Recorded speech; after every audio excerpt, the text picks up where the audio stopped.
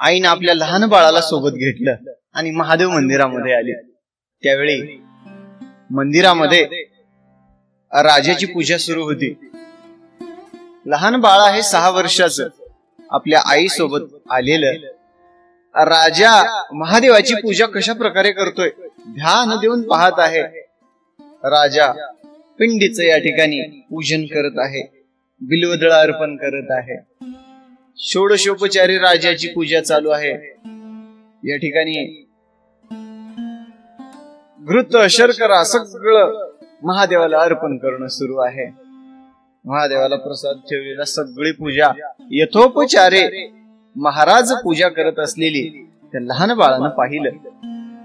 आणि काही वेळानंतर महादेवाचं दर्शन घेऊन ते दोघेही घरी आले.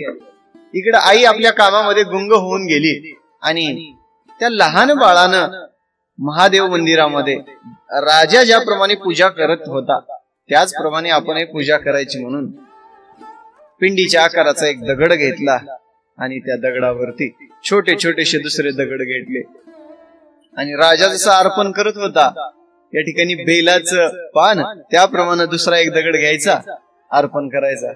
ओम नमः शिवाय. आता दुसरे तर काही मंत्र येत नव्हते, अशा प्रकारे अर्पण करत आहे. आणि ते लहान असं बाळ महादेवाच्या भक्तीमध्ये एवढं तल्लीन होऊन गेलं. या ठिकाणी माती घ्यायची आणि कुमकुम म्हणून व्हायचं. ओम नमः शिवाय. अजून माती घ्यायची, पुष्प म्हणून अर्पण करायचं. भगवंताला त्या लहान बाळाची गोड करत असलेली भक्ती भगवंत पाहत आहेत. इकडं आई जेवणासाठी त्या बाळाला हाक मारत आहे, बाळा बाळा. आणि महादेवाच्या भक्तीमध्ये तल्लीन झालेलं हे बाळ, त्याला आईचा आवाज त्याच्या कानावरती पोहोचतच नाही आहे. आणि रागावलेली आई किती वेळ झाला हाका मारते म्हणून आई आली आणि जवळ येऊन हाका मारते, बाळा चल जेवायला असं म्हणली तरी सुद्धा त्या बाळाला आईची हाक कानावर पडायला तयार नाही. त्यावेळी आईने रागा रागा काय म्हणली, दिवसभर बसायचं जेवण करायचं, मला भूक लागली, आपणही जेवत नाही, मलाही जेवण करू देत नाही म्हणून त्या बाळानं पुढे जी पिंड तयार केलेली होती, छोटे छोटे जे दगड ठेवले होते, त्या बाळाची सगळीच्या सगळी पूजा विस्कटून टाकली. कोण आहे आई? आपलं बाळ महादेवाची पूजा करत असताना मानस पूजेमध्ये बसलेलं बाळ आहे आणि आपल्या बाळाची पूजा सगळी विस्कटून टाकली. ज्यावेळी बाळानं डोळे उघडून पाहिलं, माझ्या महादेवाची सगळी पूजा विस्कटून गेली म्हणून ते बाळ गडबडा लोळू लागलं आणि बेशुद्ध पडलं. काय आहे या बाळाची कथा आपण जाणून घेऊया शिवलीलामृताच्या 4थ्या अध्यायामध्ये. रामकृष्ण हरी.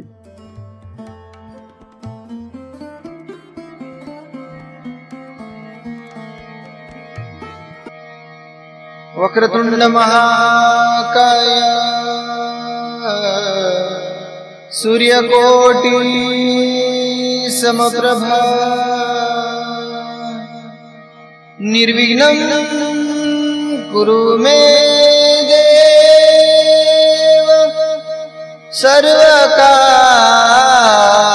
सर्वकार्येषु सर्वदा. त्र्यंबकं यजामहे सुगन्धिं पुष्टिवर्धनम् उर्वारुकमिव बन्धनान् मृत्योर्मोक्ष्यमामृतात्. ॐ नमः शिवाय. ॐ नमः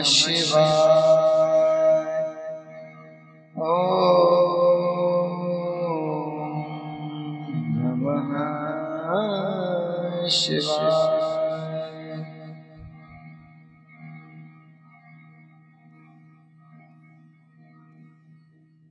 जन्म एवोनिया देख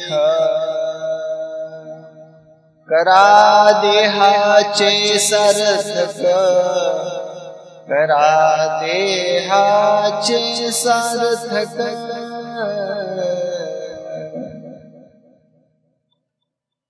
श्री गुरु मचिंद्रनाथाय नमः. श्री गुरुला वंदन करून गोड अशा भगवंताच्या कथेला सुरुवात करूया. नैमिषारण्याच्या तीर्थक्षेत्रामध्ये सूतजी शौनकादिक ऋषींना कथा सांगत आहेत. भगवंताचा किती गोड महिमा आहे. महादेवाच्या चरित्राचं, महादेवाच्या लीलांचं वर्णन करणारा हा शिवलीलामृत ग्रंथ, त्याच्या 4थ्या अध्यायाचं आपण सारामृत सेवन करूया. सूतजी सांगत आहेत, ऋषींना, ऋषीवर्या, किरात देशामध्ये विदर्शक नावाचा राजा राज्य करीत होता आणि कुमुद्वती त्याची पत्नी, दोघेही उभयतांचा चांगल्या प्रकारे संसार चालू होता. राजा सत्कर्मी होता, सत्कर्म करणारा होता, दान धर्म करणारा राजा होता, देवाची पूजा अर्चा करायची. परंतु राजाला एक वाईट सवय होती. मांसही भक्षण करायचा आणि मदिराही भक्षण करायचा. त्याची पत्नी जी आहे का कुमुद्वती, कुमुद्वतीला प्रश्न पडला, आपले महाराज तर एवढे देवदेव करतात, एवढे भाविक आहेत आणि महादेवाची पूजा अर्चा केल्याशिवाय ते अन्न सुद्धा ग्रहण करत नाहीत किंवा पाणी सुद्धा प्राशन करीत नाहीत. एवढे महादेवाचे निश्चिम असलेले भक्त माझे स्वामी हे दारू का पित असावेत आणि मांस का भक्षण करत असावेत. कुमुद्वतीला राहावलं नाही आणि एके दिवशी दोघेही नवरा बायको एकांतामध्ये बसलेले असताना राणी राजाला प्रश्न विचारित आहे, महाराज, बऱ्याच दिवसापासून माझ्या मनामध्ये एक गोष्ट आहे. बरेच दिवस झाला आपणास विचारीन म्हणते, परंतु तसा योगायोगच आला नाही आणि तो प्रश्न माझ्या मनामध्ये सल करतोय, राहवतच नाही आहे. आपल्या पट्ट राणीला राजा म्हणतो, विदर्शक, बोल प्रिये, काय आहे तुझ्या मनामध्ये प्रश्न? आमच्या राणीच्या मनामध्ये असलेल्या प्रश्नाचं उत्तर आम्ही न द्यावं? बोल, काय तुझ्या मनामध्ये प्रश्न आहे, निसंकोच विचार. त्यावेळी कुमुद्वती म्हणते, महाराज, आपण एवढं भगवंताचं नामस्मरण करता, एवढा भगवंताची पूजा अर्चा करता आणि हे मांस मदिरा भक्षण करता, हे मला काही पटत नाही बघा महाराज. एवढं देवाचं देव देव देव देव करावं, या वाचेनं शिव शिव शिव शिव नाम घ्यावं आणि त्याच वाचेनं मांस भक्षण करावं, मदिरा प्यावी. महाराज, हे आपणाला शोभतं का? असं का आहे? त्यावेळी राजाने कथा सांगितली. राजाला त्रिकाल ज्ञान प्राप्त होतं. राजा आपल्या पत्नीला म्हणतो, प्रिये, यामागचं एक कारण आहे ग. भगवंताविषयी माझं निस्सीम प्रेम आहे, भगवंताविषयी माझी निस्सीम भक्ती आहे, परंतु हा जो मांस मदिरा सेवन करण्याचा हा जो गुणधर्म आहे का, तो हा माझा या जन्माचा मुळीच नाही आहे. हा गुणधर्म माझा पूर्वीच्या जन्माचा आहे. राणी म्हणाली, पूर्वीच्या जन्मीचा? मलाही सांगा, मलाही कळू द्या की माझ्या स्वामीचा काय वृत्तांत आहे ते. राजा सांगत आहे, अगं, पंपा नगरीमध्ये मी अगोदरच्या जन्मी महादेवाच्या मंदिरासमोर महादेवाची पूजा सुरू होती आणि पूजा अर्चा सुरू असताना मी त्या पाठीमागच्या जन्मामध्ये कुत्र्याच्या रूपानं, म्हणजे कुत्र्याच्या योनीमध्ये माझा जन्म झालेला होता आणि कुत्रा होऊन मी मंदिराभोवती फिरत होतो. आता प्रसाद आपल्याला खायला भेटेल देवावरचा म्हणून फिरत होतो आणि प्रसाद ठेवल्यानंतर भाविक बाहेर आले आणि मी प्रसाद भक्षण करण्यासाठी मध्ये जात असताना एका शिपायानं, द्वार रक्षकाने हातामध्ये काठी घेतली, मला मारली आणि मी तसंच गिरट्या घालत घालत घालत महादेव मंदिराच्या भोवती फिरत होतो आणि माझा उपवास घडला. शिवरात्रीचा तो दिवस होता, पावन पर्व काळ असल्यामुळं त्या दिवशी माझ्याकडून उपवासही घडला आणि मला भगवंताचा प्रसाद खायला मिळाला नाही आणि द्वार रक्षकांनी मला मारल्यामुळं महादेवाच्या पिंडी समोर माझा जीव गेला. म्हणून या जन्मामध्ये मी राजा आहे, राजाचा जन्म मला लाभलेला आहे. या ठिकाणी कुमुद्वतीला आश्चर्य वाटलं, नवल वाटलं. स्वामी, आपणाला सगळंच माहित आहे का हो? राजा म्हणला, याच नाही, मला पुढच्या 7 जन्मामध्ये आपल्या दोघांचं पती पत्नीचं नातं कसं आहे त्या पुढच्या 7 जन्माची सुद्धा मला माहिती आहे. राजा आपल्या पट्टराणीला सांगत आहे. त्या दोघांचा गोड वृत्तांत सुरू आहे. मग ती म्हणते, महाराज सांगा बरं मला, आता आपण पुढच्या जन्मी कोण कोण होणार आहोत? राजा, म्हणजे पुढला जन्म आपला कुठल्या देशामध्ये होणार आहे? राजा म्हणतो, प्रिय, सिंधू देशामध्ये आपला पुढचा जन्म होणार आहे आणि माझं नाव असणार आहे इंदुवदन आणि तुझं नाव असणार आहे जया. असं आहे का? म्हणली, बर बर. मग तिसरा जन्म काय होईल? कुठल्या देशामध्ये होईल? हे बघ प्रिय, तिसरा जन्म आपला सौराष्ट्रामध्ये होईल आणि तू कलिंगाची कन्या असशील आणि त्या देशामध्ये मी महाराज म्हणून वावरेन. बर म्हणले महाराज. पुढच्या देशामध्ये मी गांधार राव होईन आणि तू मागध कन्या होशील. पुढच्या जन्मामध्ये मी अवंती राज होईन आणि तू दाशार कन्या होशील. बर म्हणली स्वामी. मग पुढच्या 6व्या जन्मामध्ये माझं नाव असेल अनर्पती आणि तू ययाती कन्या होशील. आणि 7व्या जन्मामध्ये मी पांडे राजा असेन आणि तू पद्मराज कन्या होशील. 7च्या 7 जन्माची कथा आपल्या पत्नीला सांगितली. म्हणली, महाराज आपल्याला एवढं सगळं ज्ञान आहे आणि आपल्या विषयीचा हा सगळा वृत्तांत मला कळालेला आहे. आणि सुतांनी शौनकादी ऋषींना सांगितलं. बघा म्हणले, शिवभक्तीचा महिमा किती अपार आहे. जे प्राणी रात्रंदिवस भगवंताचं नामस्मरण करतात, संसारिक लोकांना काळ वर्ज्य केलेला आहे. काही काळ म्हणजे कसं, संसारामध्ये गुंतलेले असताना त्यांना त्यांच्या प्रपंचासाठी, उदरनिर्वाहासाठी, आपल्या पोटाची खळगी भरण्यासाठी काहीतरी कामधंदा करावा लागतो. म्हणून त्यांनी त्यांच्या या संसारातून वेळ काढून एक क्षणभर सुद्धा, एक 10 मिनिट सुद्धा जर भगवंताच्या नामाचा जप केला, भगवंत म्हणतात तेवढं जरी होत नसेल तरी उठता बसता शिव शिव शिव शिव किंवा राम राम राम राम राम कुठलंही नाम घ्या. या ठिकाणी काय सांगतो शिवलीलामृत ग्रंथ, हरी आणि हर दोन्ही मध्ये भेद करायचा नाही. माझा महादेव आहे, मी रामाला मानत नाही, मी श्रीकृष्णाला मानत नाही, मी हनुमंतरायाला मानत नाही. अहो, ब्रह्म विष्णू महेश या त्रिमूर्ती आहेत आणि तुम्ही महादेवाला जरी का मानत असाल तरी बाकी देवाची निंदा करू नका. आज सांगतो शिवलीलामृत ग्रंथ, हरिहराची विष्णूची निंदा अजिबात करायची नाही. कोणत्याही देवाला माना, भगवंताचं कुठल्याही एका नामस्मरण करून या देहातून तरुण जावा. कुठलेही नाम मुक्ती प्रदान करणार आहे. कलियुगामध्ये सगळ्यात मोठा सोहळा कुठला असेल, सगळ्यात मोठा कोणता यज्ञ असेल तर तो नाम जप यज्ञ आहे. आणि या कलियुगामध्ये संसारिक जीवांना गोड असा म्हणले यज्ञ याग जप तप कर्म हे होणार नाही. नामस्मरण नाम यज्ञ जरी यांच्या मुखातून झाला तरी यांचं कल्याण होईल.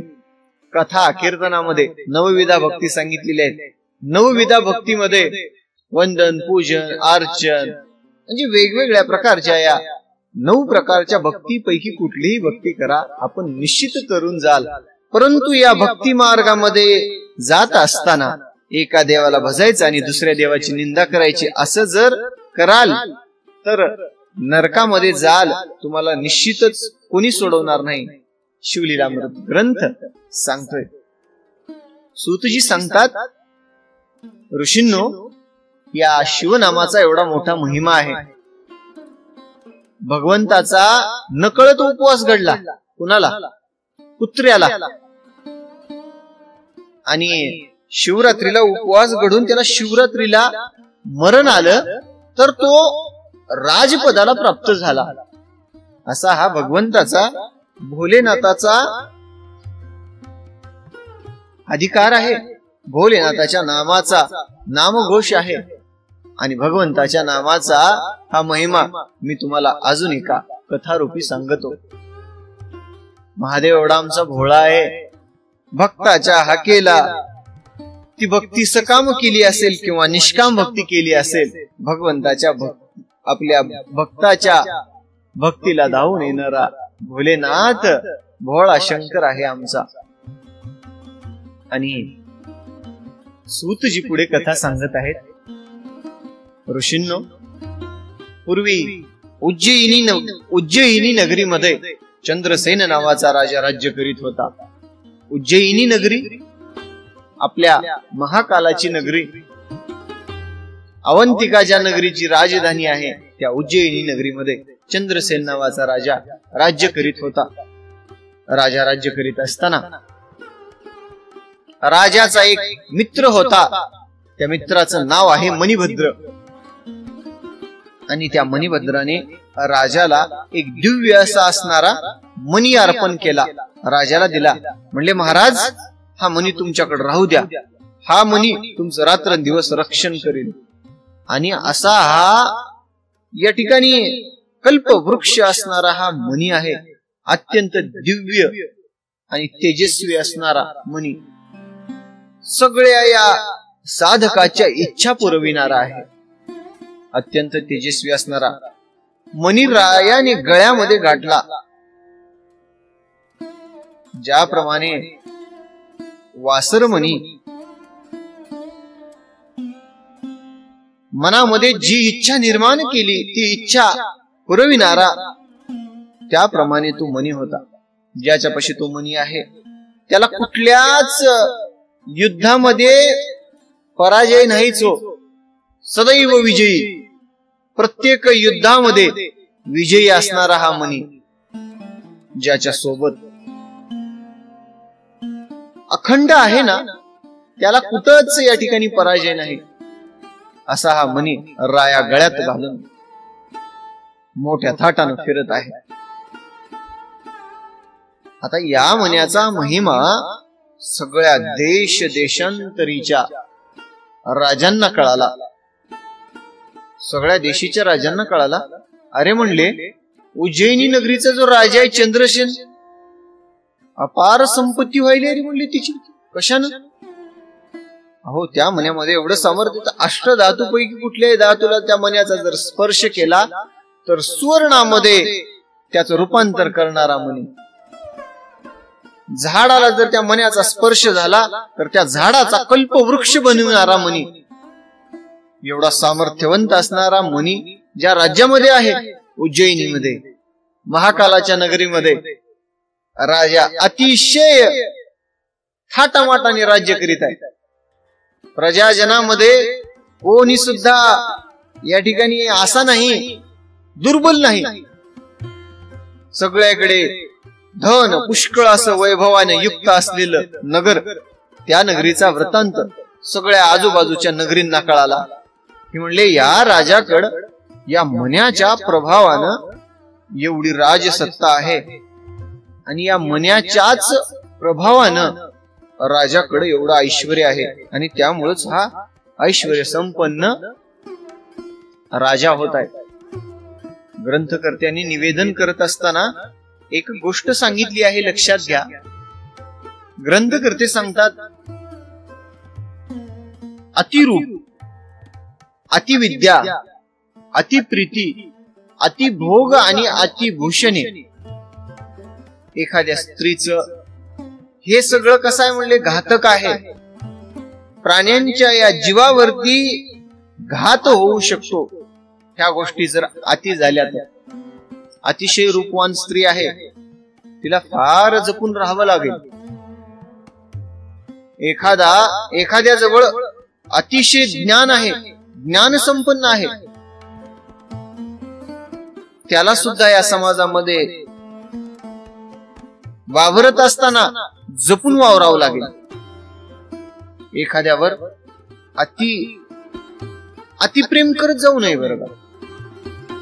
कारण काय, ज्यावेळी आपल्या स्वतःच्या जीवापेक्षाही माणूस एखाद्या व्यक्तीवर जर जीव लावत असेल ना, आणि त्या व्यक्तीने जर त्याचं मन जर तोडलं का, या संसारामधून तो विरक्त होतो, म्हणजे त्याच्या जीवनामधला रामच निघून जातो.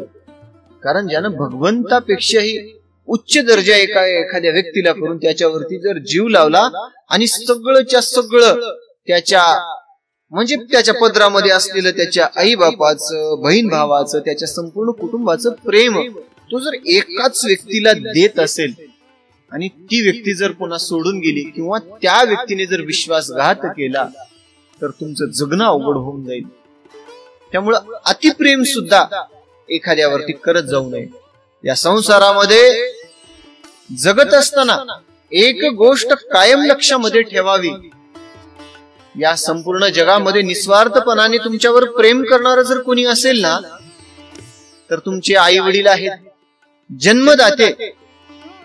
आई वडिलांपेक्षा जास्त जीव या संपूर्ण जगात तुमच्यावरती कोणीच लावू शकणार नाही. पहिले आहेत आई वडील आणि दुसरे आहेत प्राणी. माणसावर जीव लावण्यापेक्षा प्राण्यावर लावा, हो मुख्य प्राण्यावर जीव. ते कधीच विसरणार नाहीत तुमचं प्रेम. कसं आहे आईचं प्रेम? आपल्या स्वतःच्या पोटाला खात नाही, परंतु बाळाच्या तोंडामध्ये आपल्या तोंडातला घास काढून घालणारी ती आई आहे. हो, माझ्या बाळानं खाल्लं, माझ्या बाळाचं पोट भरलं ना, मला आलं, मी समाधान आहे. आपल्या बाळानं केलेल्या सर्व चुका पोटात घालणारी आई. एक गोष्ट सांगू तुम्हाला मायबापांनो, जोपर्यंत या जगामध्ये तुमचे आई वडील आहेत ना, तोपर्यंत त्यांच्यावरती जीव लावा. एवढे सुद्धा गोष्टीने त्यांना दुखवू नका, कारण त्यांचे तुमच्यावरती एवढे उपकार आहेत ना, तुमच्या अंगाच्या कातड्याचे त्यांना जोडे जरी करून त्यांच्या पायामध्ये घातले तरी त्यांचे उपकार फिटणार नाहीत. 9 महिन्याच्या पिढा त्या आईने सोसलेल्या आहेत. तुम्हाला लहानाचं मोठं केलं आणि त्या आईला तुम्ही बोलता, काय केलीस माझ्यासाठी? जीभ कशी तुमची झडून जात नाही ते शब्द त्या आईला बोलत असताना. अरे काय नाही केलं तिनं तुमच्यासाठी. वडिलांनी रात्रंदिवस कष्ट करून तुम्हाला या लायक बनवलं की तुम्ही जगामध्ये अभिमानाने छाती काढून वावरू शकता, फिरू शकता. तुम्हाला शिक्षण दिलं. अडाणी असणाऱ्या तुमच्या आई वडिलांनी तुम्हाला शिक्षण दिलं, तुम्हाला सामर्थ्यवान बनवलं, आणि ज्यावेळी तुमची बारी येते तुम्हाला लहानाचं मोठं केलं. त्यांचं कर्तव्य त्यांचं संपलं. आता तुमचं कर्तव्य आहे, तुम्ही त्यांचा सांभाळ केला पाहिजे. त्या आई वडिलांना वृद्धाश्रमामध्ये नेऊन ठेवता, लाज वाटत नाही जीवाला. आणि स्वतःला पुत्र, जो पुत्र स्वतः आनंदामध्ये राहतो आणि आपल्या आई वडिलांना दुःखामध्ये ठेवतो, तो आयुष्यामध्ये कधीच सुखी राहू शकणार नाही. ही गोष्ट तुम्ही कायम लक्षात असू द्या. त्यामुळं प्रेम जर करायचं असेल तर आई वडिलांवर करा. या ठिकाणी बरेच जण असं म्हणतात की भगवंत सांगतात. आता बऱ्याचशा अशा काही कमेंट आल्या, त्यामध्ये असं विचारण्यात आलं की कृष्ण म्हणतात की सर्व नाती विसरून जावीत, आई वडील, भाऊ बहीण आणि सगळी नाती विसरून लढावं. खरं आहे, बरोबर आहे. ते लढणं कशासाठी म्हणलेलं आहे? भगवंतांनी सांगितलं, ज्यावेळी तुमच्या उद्धाराची गोष्ट येते ना, त्यावेळी आई वडील, भाऊ बहीण कोणी नाही. नको नको मना गुंतू माया जाळी, काळ आला जवळी ग्रासावया. काळाची उडी पडेल बा जेव्हा, सोडविना तेव्हा माय बाप, सोडविना बंधू पाठची बहीण. तुला कोणी सोडवणार? तुका म्हणे तुला सोडविना कोणी, एका चक्रपाणी वाचून या. त्यावेळी भगवान श्रीकृष्णांनी सांगितलेलं की ज्यावेळी स्वतःचा उद्धार करण्याचा योग येतो ना, स्वतःचा उद्धार करण्याची वेळ येते, त्यावेळी कुठल्याच नात्याला या ठिकाणी आपलंसं मानायचं नाही. केवळ एक भगवंत, एक स्वरूप मानून त्याच्याच चरणावरती लीन होऊन सर्वस्व त्याच्या चरणावरती भार व्हायचा. देवा, आता जे करशील ना ते तूच करशील. माणूस अत्यंत प्रयत्न करतो, अपार प्रयत्न करतो, परंतु कितीही प्रयत्न करून जेव्हा त्याच्या हाताला काहीच लागत नाही ना, त्यावेळी एक गोष्ट लक्षात घ्यायची, जगाचा कर्ता, जगाचा चालविता, नियंता मालक आहे, परमेश्वर आहे. आणि सामर्थ्यवान असणाऱ्या परमेश्वराच्या हातामध्ये सगळी सूत्र द्यायची, त्याच्या नामस्मरणामध्ये त्याच्यावरती सगळा कार्यसंभार सोडून द्यायचा आणि म्हणायचं, देवा, आता मी अनन्य भावाने तुला शरण आलेलो आहे आणि जे काही करणार आहेस ते आता तूच कर बाबा. माझ्याच्याने सगळे प्रयत्न करणं झाले, आता या संकटातून मला देवा तूच बाहेर काढ. म्हणून आपल्या आयुष्याचे सगळे सूत्र भगवंताच्या हातामध्ये द्यायची आणि निष्काम अशी भगवंताची सेवा करायची. त्यावेळी भगवान श्रीकृष्णांनी सांगितलं, स्वतःच्या उद्धाराच्या वेळी महाराज, माहेरची ओढ का असते? का असते माहेरची ओढ? हो, ज्या आई वडिलांनी लहानाचं मोठं केलं, ज्या आई वडिलांनी आपल्या तळहाताचा या ठिकाणी फोडाप्रमाणे तुम्हाला जपलं, ज्या आईने 9 महिने उदरामध्ये तुम्हाला वाढवलं, त्या आईने जन्म दिला, तुम्हाला लहानाचं मोठं केलं, तुमच्या आयुष्याचं कल्याण केलं, ती आई, ते वडील कसं विसरतील महिलांना? ज्या आई वडिलांनी त्यांच्या रक्ताचं पाणी करून तुम्हाला पाजलं, हो, एवढे कष्ट करून तुम्हाला सामर्थ्यवान बनवलं, ते आई वडील विसरतील काय? म्हणून माणसाला या ठिकाणी, महिलांना माहेरची ओढ असते. माहेरचं नातं, माहेरचा जिव्हाळा असा आहे ना, माहेरचं पुत्र सुद्धा अप्रूप आहे असं म्हणतात. माहेरची माणसं आहेत ती कधीच विसरणार नाहीत.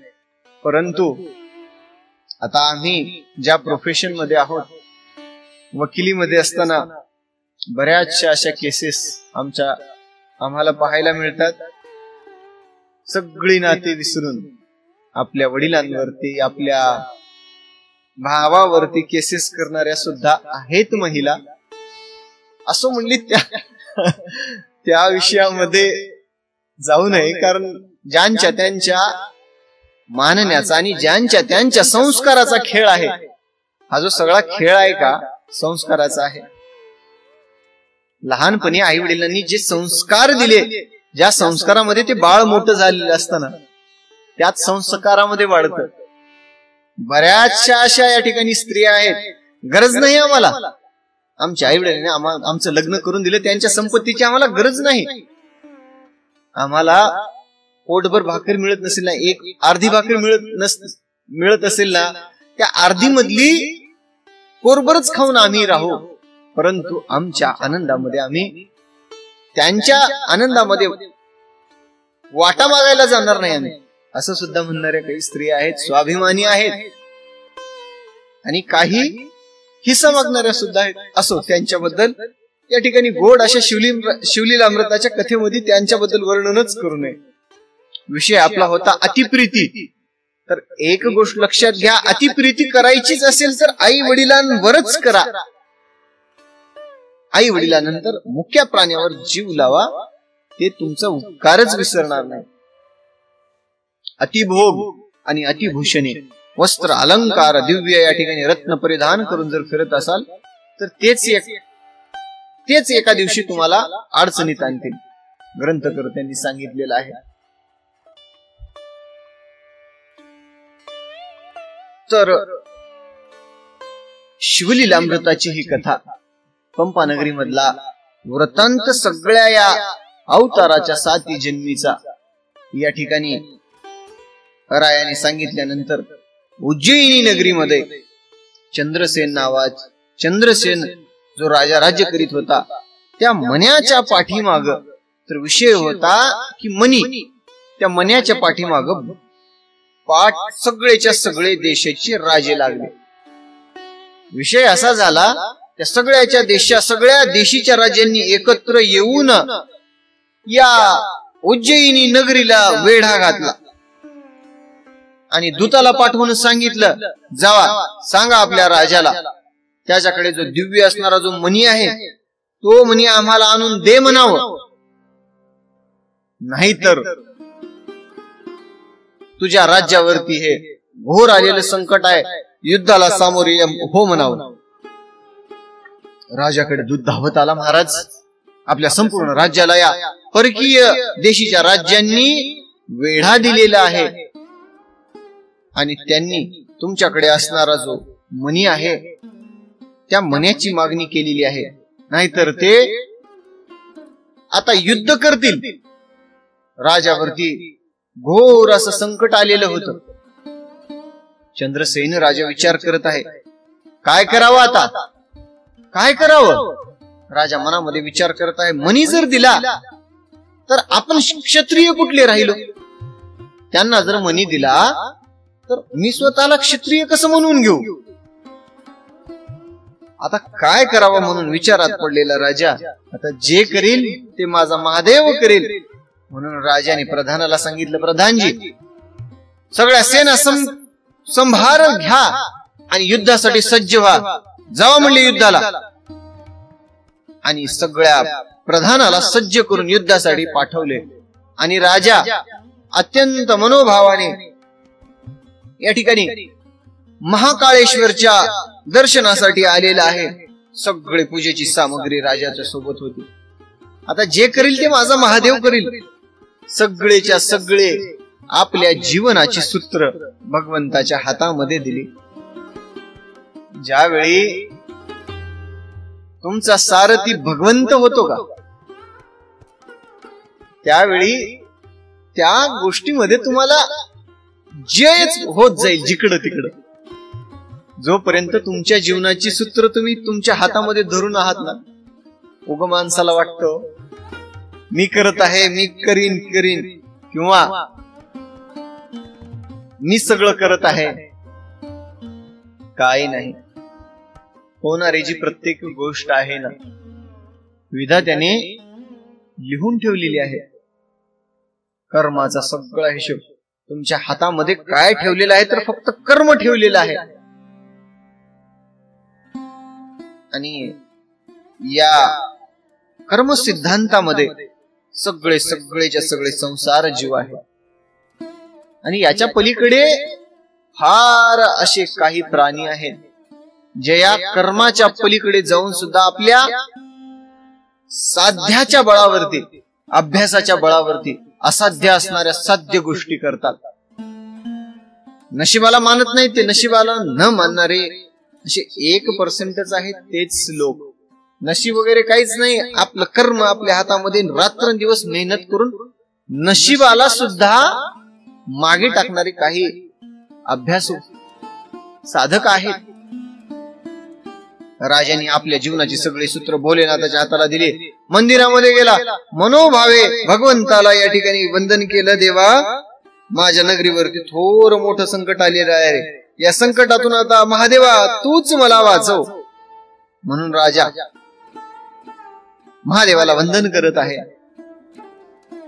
पाणी आणलेलं होतं, पाण्याने पिंडीला अभिषेक केला. पंचामृत आणलेलं होतं, पंचामृताने दूध, दही, मध सगळ्या गोष्टींनी महादेवाचा अभिषेक केला. पंचामृताने महादेवाचा अभिषेक झाल्यानंतर फुलं वाहिली, धूप दाखवला, दीप लावले, नैवेद्य अर्पण केला. आणि राजाची पूजा चालू असताना दुरून एक स्त्री आपल्या लहान बाळाला घेऊन आलेली आहे. 6 वर्षाचं बाळ आहे, लांबून आपल्या आई सोबत आलेलं. उग लांबून पाहू लागले की राजा कसं पूजा करतोय. राजा काय करायचा, विभूती घ्यायची, भगवान शंकराच्या पिंडीला लावायची आणि कुमकुम अर्पण करायचं. असं षोडशोपचारी पूजा सुरू आहे. फुलं अर्पण करत आहे, आरती करत आहे. सगळी पूजा त्या लहान बाळाने पाहिली आणि महाराज कशी पूजा करत आहेत. इकडं घोर असं या सैनिकामध्ये प्रधानामध्ये युद्ध सुरू आहे. सगळ्या देशीचे नृपवर एकत्र येऊन राजाच्या मन्याच्या पाठीमागे लागलेले आहेत. तो म्हणे आम्हाला पाहिजे. त्या मन्यासाठी संपूर्ण उभा राहिलेलं हे युद्ध, घोरांदर युद्ध सुरू आहे. आणि इकडं राजा चिंता म्हणजे चिंता सगळी सोडून भगवान महादेवांच्या भक्तीमध्ये तल्लीन होऊन गेलेला आहे. नाना वाद्यांचा गजर सुरू आहे. मंदिरामध्ये घंटारव सुरू आहे. घंट्यांचा या ठिकाणी जय जयकार होत आहे. हरी हरी हरी हरी हर हर महादेव हर हर महादेव हर हर महादेव नावाचा जयघोष मंदिरामध्ये सुरू आहे. आणि अशा सुंदर वातावरणामध्ये भगवंताच्या नावाचा जयघोष सुरू असताना जो लहान बाळ सगळं या ठिकाणी राजाची पूजा पाहत आहे. त्या बाळाने राजाची षोडशोपचारे राजा करत असलेली सगळीच्या सगळी त्या बाळाने पूजा पाहिली. आणि त्या दोघा मायलेकरांनी दर्शन घेऊन आपापल्या स्वस्थानी गेले, घराकडे गेले. असं काही श्रीमंत मोठे नव्हते, काय नाही, गरीब घराण्यामधले कुडाचं घर. आणि त्या घरामध्ये आई स्वयंपाकाला लागली. बाहेर लेकरू आलं. ती इकडं राजा करत असलेली पूजा त्याच्या संपूर्ण डोक्यामध्ये बसलेली होती, करत होती. आणि तसंच मी आता पूजा करतो म्हणून त्या लहानशा बाळानं महादेवाच्या पिंडीच्या आकाराचा एक दगड घेतला. त्या दगडाला मातीमध्ये ठेवलं आणि कडन असं पिंड तयार केल्याने केलं. पिंड तयार करून दुसरे छोटे छोटे छोटे दगड आणला. डोळे झाकलाय. मानस पूजा करत आहे. आता मानस पूजेचा विषय आलेला आहे, तर तेही वृत्तांत तुम्हाला सांगतो. मानस पूजा जी आहे ना, सर्व पूजामध्ये श्रेष्ठ असणारी पूजा आहे. आणि गुरुचरित्रामध्ये या पूजेचं संपूर्ण या ठिकाणी महिमान सांगितलेला आहे. मानस पूजा कशी करतात, सगळ्या पूजामध्ये हिला श्रेष्ठ काम आणलेलं आहे. तर मानस पूजा कशी करायची, आंघोळ करून ध्यानमग्न अवस्थेमध्ये बसायचं. भगवान श्री महादेवांचं किंवा रामचंद्र प्रभूचं ध्यान करायचं.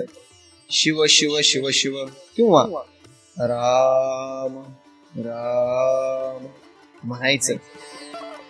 आपण ज्या देवताला मानता त्या देवताचं स्मरण करायचं. आपण जर पंढरीशी पांडुरंगाला जर मानत असाल तर डोळे झाकून पंढरपूरची नगरी आठवायची. आपण पंढरपूर मध्ये गेलात, पवित्र अशा चंद्रभागेचं स्नान केलात आणि हातामध्ये चंद्रभागेचं जल घेऊन आपण विठ्ठलाच्या मंदिरामध्ये आलेले आहात. या ठिकाणी आपण बारीला विठ्ठलाच्या मंदिरामध्ये भक्तांची रांग सुरू असताना त्या बारीमध्ये थांबून आपण भगवान श्री पंढरीच्या जवळ आलेला आहात. आणि आपल्या हातामध्ये जे आणलेलं जल होतं श्री विठ्ठलाला अर्पण केलं. सोबत पुष्पांची आपण माळ घेतलेली ती अर्पण केली. आणि विठ्ठलाचा असा छान प्रकारे अभिषेक केला. विठ्ठलाला धूप दीप नैवेद्य अर्पण केला. आणि विठ्ठलाच्या चरणावरती माथा ठेवून आपण परत निघाला आणि आपल्या गावामध्ये आलात. आणि आपल्या गावामध्ये येऊन नित्यनेमाप्रमाणे ध्यानाला बसलात. आणि मग नंतर उघडायचे डोळे. पांडुरंग हरी पांडुरंग हरी. झालं तुमचं पंढरपूरचं दर्शन झालं. आणि प्रत्यक्ष दर्शनाने जी अनुभूती तुम्हाला मिळते तीच अनुभूती या मानस पूजेमध्ये भेटते. मानस पूजेची खूप गोड कथा आहे हो गुरुचरित्रामध्ये. शिवलीलामृत झाल्यानंतर बाकी काही अन्य ग्रंथाचं श्रवण करून आपण गुरुचरित्र ग्रंथाचं सुद्धा संपूर्ण कथा साररूपी अमृत ग्रहण करणार आहोत. संपूर्ण कथा गुरुचरित्राच्या सुद्धा श्रवण करणार आहोत. आणि त्या लहान बाळाची मानस पूजा सुरू आहे. लहान बाळ डोळे बंद करून बसलेला आहे. छोटे छोटे दगड घेतलेले आहेत हातामध्ये. आणि कडला असलेली माती. आता राजा या ठिकाणी जल, भगवान श्री महादेवांना जल अर्पण करत आहे. हातामध्ये माती घेतला आणि माती टाकलेला आहे. कुमकुम हात आहे, तिथलीच माती घ्यायची, कुमकुम अर्पण करीत आहे. तिथल्याच मातीमध्ये बुडवायचं आणि भगवान महादेवांना या ठिकाणी विभूती लावायची. त्या बाळाची पूजा सुरू आहे. मनोभावाने पुष्प म्हणून दगड अर्पण करायचे. अहो, भगवंतांनी वरून पाहिलं हो महादेवांनी आपल्या भक्त करत असलेली पूजा. आणि महादेवाला वाटलं, म्हणले काय लहान बाळ आहे, म्हणले किती मनाभावानं, निष्काम भक्ती म्हणतात त्याला, निष्काम, मनामध्ये कुठला काम नाही. आणि लहान बाळाचा तो जो भाव आहे का, भाव त्याच्या मनामध्ये असलेला, त्याचा भाव भगवंताला कळाला. इकडं आई स्वयंपाक, आईचा स्वयंपाक झाला आणि आई आपल्या बाळाला हाक मारत आहे, बाळा, ए बाळा ये जेवायला, बघ स्वयंपाक झाला. आणि आपल्या बाळाला हाक मारत असताना आपलं बाळ का हाक देत नाही आहे, म्हणून आई घराच्या बाहेर आली. इकडं तिकडं पाहिलं तर तिथं बाळ दिसला आणि समोर महादेवाचा हे त्यांनी खेळ मांडून ठेवलाय. सगळा एक दगड आणून ठेवलेला आहे आणि पिंडीच्या आकाराचा या ठिकाणी माती जमून तयार केलेली आहे. त्यावर काही काड्या टाकलेल्या आहेत, काही दगड टाकलेली आहेत. आवाज द्यायला, ए बाळा चल जेवायला. परंतु आवाज देऊन सुद्धा बाळ उठत नाही. म्हणून काय केली राग राग आईनं, मला भूक लागली आहे, चल जेवायला म्हणून सगळीच्या सगळी पूजा ती मोडून टाकली. आणि त्या लहानशा बाळानं त्या डोळे उघडले आणि डोळे उघडून पाहिलं, आपल्या आईनं सगळीच्या सगळी पूजा नष्ट केलेली आहे. आणि ते बाळ मोठमोठ्यानं रडू लागलं. रडे बाळ तान्हे, लहान असं तानं बाळ रडत आहे. हृदय पिटोनी रडत भूमीवरी लोळत, पडला मूर्छित म्हणे आता प्राण सांडीन मी. हे लहान बाळ म्हणाले आपल्या मातेला, मूर्छा येऊन पडलं, मी आता माझा जीव देतो, असं म्हणून मूर्छा येऊन पडलेलं बाळ. आईनं म्हणली, लेकरं असलाच कुरला येतं, सतीवला येत, म्हणली पोटाला खाऊ देत नाहीत, काय नाही, ह्यांच्या मागे किती मरमर केली तर काय नाही. त्या बाळाला तसंच राग राग उचलली, घरामध्ये आणून झोपू गाठली आणि आपण जेवण करून या ठिकाणी आपल्या मंदिरामध्ये, आपल्या घरामध्ये झोपली. इकडं घनघोर असं युद्ध सुरू आहे प्रधानांमध्ये आणि दुसऱ्या देशीच्या नरपोरामध्ये युद्ध सुरू आहे. इकडं राजाची पूजा संपली आणि राजा ध्यानमग्न अवस्थेमधून बाहेर आले. आणि त्या भगवंतांना, आमच्या महादेवाला या ठिकाणी त्या लहान अशा भक्ताचा कळवळा आला, दया आली. माझ्या बाळानं माझ्यासाठी एवढी मनोभावे पूजा केली आणि त्याला पूजा करण्यासाठी साहित्य सुद्धा मिळालं नाही. आणि भोलेनाथ त्या भक्ताच्या भोळ्या भावाला प्रसन्न झाले. आणि ज्यावेळी त्या अवंती नगरीमध्ये असलेल्या उज्जयिनीमध्ये आले आणि उज्जयिनीमध्ये येऊन त्या बाळाच्या घरी महादेव आले.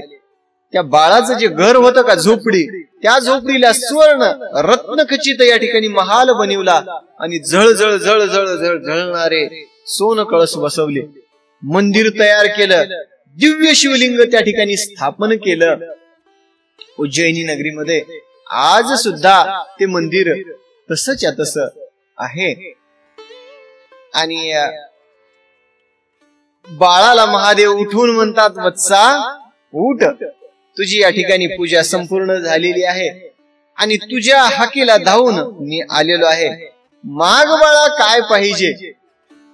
लहान बाळ आहे, 6 वर्षाचं बाळ मूर्छा येऊन पडलेलं, भगवंताच्या नामाचा ध्यास लागलेला होता. हर हर हर हर हर हर हर हर शिव शिव शिव शिव शिव म्हणत मूर्छा येऊन पडलेलं बाळ उठून पाहिलं, महादेव दिसले आणि महादेवाच्या कुशीमध्ये जाऊन घट्ट अशी महादेवाला मिठी मारली आणि हंबरडा फोडून रडू लागलं बाळ. ते महादेवांनी मुखावरून प्रेमाने हात कुरवाळून विचारला, बाळा काय पाहिजे माग. मला म्हणल्यावरती लहान बाळ म्हणते, देवा मला काही नका. माझ्या मातेनं जी आपली पूजा मोडलेली आहे, माझ्या मातेनं जो अपराध केलेला आहे, तो तिचा अपराध पोटामध्ये घाला. भोलेनाथा एवढीच माझी इच्छा आहे. किती गोड आहे बघा बाळ, किती गुणवान आहे. आपल्या आईनं महादेवाची पूजा मोडून सुद्धा आपल्या आईला माफ करा म्हणत आहे. एवढं गुणवंत असणार बाळ. आणि त्यानं पाहिलं या ठिकाणी सगळंच्या सगळं वातावरण पालटून गेलेलं होतं. सगळं राजमहल झालेला होता. सगळं सुवर्ण रत्न खचित या ठिकाणी संपूर्ण महालासारखं झालेलं आपल्या त्या घराचं वातावरण पाहिलं. आणि इकडं तिकडं बघितल्यावर त्याला शिवलिंग दिसलं. आणि शिवलिंग दिसल्यानंतर त्या शिवलिंगावर पुष्प फळ फुलं ठेवलेले आहेत. आणि ज्याप्रमाणे राजा मंदिरामध्ये पूजा करत बसलेला होता का, त्याचप्रमाणे ज्याप्रमाणे चंद्रसेन राजांनी पूजा केलेली होती, तशाच प्रकारची पूजा त्या बाळाला पाहायला मिळाली. आणि अशा सुंदर अशा वातावरणामध्ये हनुमंतराय त्या ठिकाणी प्रगट झाले. हनुमंतराय प्रगट होऊन दोघांची भेट झाली. आणि इकडं सगळ्या नगरामध्ये वृत्तांत कळाला की लहान बाळाला महादेव प्रसन्न झाले, महादेव प्रसन्न झाले, महादेव प्रसन्न झाले. सगळ्या ज्यावेळी चंद्रसेन राजाजवळ वर्तमान पोहोचला की आपल्या नगरीमध्ये एका लहान बाळाला महादेव प्रसन्न झाले, भोलेनाथ प्रसन्न, राजा गडबडीनं ज्यावेळी त्या बाळाजवळ आला, पाहिलं त्या बाळाचं घर सुंदर या ठिकाणी रत्न खचित झालेलं आहे. महादेवांनी बाळाला सांगितलं, जा म्हणले आईला घेऊन ये. त्या आईचं सुद्धा सगळ्या कळा बदलल्या होत्या तिच्या अंगावरती. या ठिकाणी भरजरी वस्त्र आणि गळ्यामध्ये दिव्य अलंकार परिधान केलेली आई. त्या आईला जो झोपेतून उठवलं, तिनं बघितलं तर आपल्या अंगावरती सगळे भरजरीचे वस्त्र आहेत, अंगामध्ये दिव्य अलंकार आहेत. आणि ते सगळं सुवर्ण पाहिलं. आणि आपण कुठे आहोत, या महालामध्ये आमच्या महालाची एवढी दिव्य शोभा झाली. सगळा वृत्तांत त्या स्त्रीने पाहिला. आणि भगवान महादेवांच्या चरणावरती आपला माथा ठेवला. खरं आज या पुत्रानं आपल्या आईचं कल्याण केलं. सगळ्या नगरीमध्ये वृत्तांत पोहोचला. आणि बघत बघत त्या राजांपर्यंत वर्तमान पोहोचला. ज्या नगरीमध्ये आपण लढण्यासाठी आलेलो आहे, त्या नगरीमधल्या लहान बाळाला महादेव प्रसन्न झाले. आम्हाला त्यांचं दर्शन घ्यावंसं वाटत आहे, असं सगळ्या राजांना वाटलं. हनुमंतराय त्या ठिकाणी प्रसन्न झाले. आणि प्रसन्न होऊन हनुमंतरायाने आपल्या स्वहस्ते त्या बाळाचं नाव ठेवलं श्रीकर. श्रीकर असं नाव ठेवलं. आणि त्या बाळाला म्हणतात, बाबा तुझ्या पुढचा जे 7वा वंशज आहे का, म्हणले वंशज नंद रूपाने जन्म घेणार आहे. आणि त्या नंदाच्या पोटी भगवान श्री कृष्णांचा अवतार येणार आहे. ज्या श्रीकृष्णांनी पांडवांचं या ठिकाणी रक्षण केलं आणि श्रीकृष्णांचा त्या नंदाच्या उदरी जन्म होणार आहे, हनुमंतरायाने सांगितलं. आणि हनुमंतराय अंतर्धान पावले. नगरीमध्ये युद्ध सुरू आहे. त्या ठिकाणी सगळ्या राजांनी एकमेकांना सांगून विनंती केली. म्हणले आता सगळे हे वैर संपलं. म्हणले आता आम्हाला त्या लहान बाळाचं दर्शन घ्यायचं आहे. म्हणून दूताप्रती वर्तमान पाठवला. आणि सगळेच्या सगळे राजे अवंतिका नगरी मध्ये, त्या उज्जयिनी नगरीमध्ये, आता सध्या स्थितीमध्ये उज्जैन नगरी असणार त्या उज्जैन मध्ये झालेला हा वृत्तांत खूप पूर्वी, खूप वर्षापूर्वीचा झालेला वृत्तांत. सगळे राजे आले, त्या बाळाचं दर्शन घेतलं, पाहिलं सुंदर भगवंतांनी निर्माण केलेलं मंदिर आणि भगवंतांनी स्वतःच्या स्वहस्ते स्थापलेलं शिवलिंग, त्याचं दर्शन घेतलं. आणि जे शत्रू होते ते शत्रू मित्र झाले. अशा प्रकारे भगवंताची गोड कथा आहे. निष्काम भक्ती, त्या भक्तीला भगवंत त्वरित धावून येतो. मनामध्ये काही काम वासना काही ठेवायची नाही, निष्काम भक्ती करायची. त्या भगवंताला सगळं माहित आहे तुमच्या जीवनामध्ये काय अडचणी आहेत, तुम्ही कशासाठी भक्ती करत आहात. बोलून दाखवण्याची गरजच नाही आहे. तुमच्या नशिबामध्ये जो तुमचा प्रारब्ध भोग आहे, तुम्ही तुमच्या हाताने जाणीवपूर्वक जे काही वाईट कर्म केलेले आहेत का, त्याचे फळ तुम्हाला भोगावेच लागणार आहेत. परंतु भगवंताच्या नामस्मरणाने त्याच्यापासून जी होणारी जी दाहकता आहे का, ती थोडीशी शीतलता प्रदान करेल. आणि नामस्मरणामध्ये एवढा गोड महिमा आहे, तीर्थक्षेत्रामध्ये एवढा गोड महिमा आहे की पूर्व जन्मांतरीची या ठिकाणी पाप नष्ट होऊन जातात आणि माणूस दोष मुक्त होऊन जातो. असं या ठिकाणी गोड कथा आहे. भगवंताची निष्काम भक्ती केल्यानंतर त्याचा उद्धार निश्चित आहे. अशा प्रकारे म्हणले, मनोभावाने जो हा अध्याय मनन वाचन श्रवण करील त्याच्या संसारामध्ये या ठिकाणी सगळं त्याला प्राप्त होईल. म्हणले, हा अध्याय करिता पठन संतती संपत्ती आयुष्यवर्धन, त्याचं आयुष्य वाढेल, त्याला संतती लाभेल, संपत्ती लाभेल आणि शिवार्चे निरत ज्याचे मन विघ्ने भीती त्यासी. आणि ज्याचं ध्यान महादेवाच्या विषयी लागलेलं आहे का, जो अखंड महादेवाचं नामस्मरण करतो का, विघ्न सुद्धा त्याच्या जवळ यायला घाबरतात. आणि अशा प्रकारे शिवलीलामृत ग्रंथ प्रचंड स्कंद पुराण ब्रह्मोत्तर खंड परिसोत सज्जन अखंड चतुर्थाध्याय गोड. हा अशा प्रकारे हा अध्याय संपलेला आहे. सगळ्या श्रोत्यांना या अध्यायाच्या इथपर्यंत मनोभावे ऐकला असेल तर त्याच्या पुण्यफलाची प्राप्ती झालेली आहे. असंच गोड भगवंताच्या कथाच आपण वर्णन करत राहूया.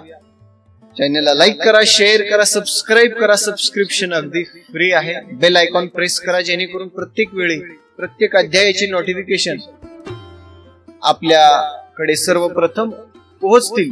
असंच भगवंताचं नामस्मरण आपण करत राहू आणि या देहाचं या ठिकाणी उद्धार करूया. रामकृष्ण हरी. आदेश.